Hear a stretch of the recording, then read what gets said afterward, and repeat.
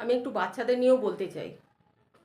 আগেকার দিনে বাচ্চাদের ৫ বছর ৬ বছর না হলে স্কুলে পড়তো না, ভর্তি নিত না। স্কুলের রুলই ছিল ৫ থেকে ৬ বছর হলে তবে ভর্তি নেওয়া, ৫ বছরে হাতে খড়ি।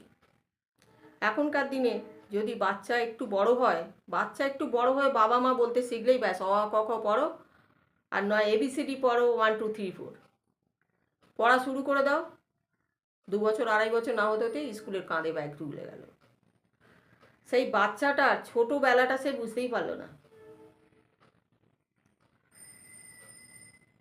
তারপরে বাবা মা কী করছে, কাজ করার জন্য নিজেরা সংসারে কাজ করবে কি করবে তার জন্য তাকে মোবাইলটা দিয়ে দিচ্ছে।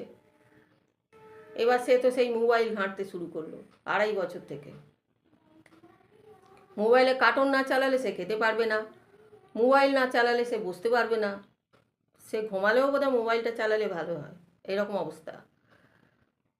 তো বাচ্চাদের নিশ্চয়ই চাপ দিয়ে ভালো করা উচিত। জানি না আমার এই কথাটা বলা ঠিক কি না, আমি ক্ষমা চেয়ে নিচ্ছি। খুব কষ্ট হয় বাচ্চাদের দেখলে, তাদের খেলার জায়গাটাও চলে গেছে, খেলার সময়টাই নেই।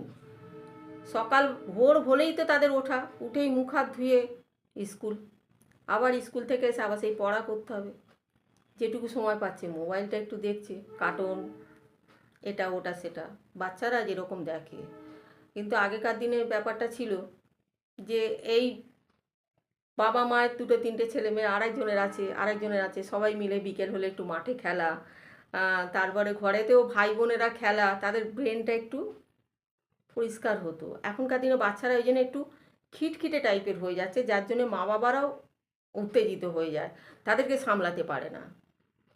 কেন সামলাতে পারে না? বাচ্চারা তো বড় ছোট, তাদের তো ওই খেলার টাইম, তাদের সে একটুখানি বদমাইশি করা, হই হল্লো করা, এইগুলো তাদের ছোটোবেলায় তো অভ্যেস থাকে না।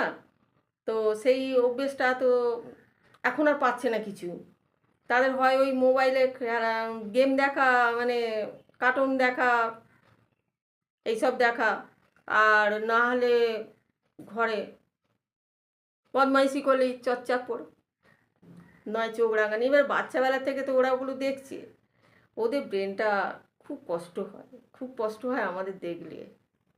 কিন্তু কিছু করার নেই, এখনকারের ভবিষ্যৎ যা হচ্ছে, যেরকম পড়াশোনা বেশি করে না শিখলে বা সব কোর্সগুলো না করলে তারা চাকরিও পাবে না, সেই জন্য মা বাবারাও তারা করছে। কিন্তু তবু একটু দেখো মা, একটু দেখো যেন বাচ্চারা একটু খেলতে পায়, তাহলে ওদের ব্রেনটা একটু পরিষ্কার হয়। আমি লেখাপড়া জানি না, আমি আমি ঠিক কিছু জানি না, তবু আমাকে একটু ক্ষমা করে দিও ভুল যদি বলে থাকি, আর আমি তোমাদের থেকে ক্ষমা চেয়ে নিচ্ছি। হরে কৃষ্ণ।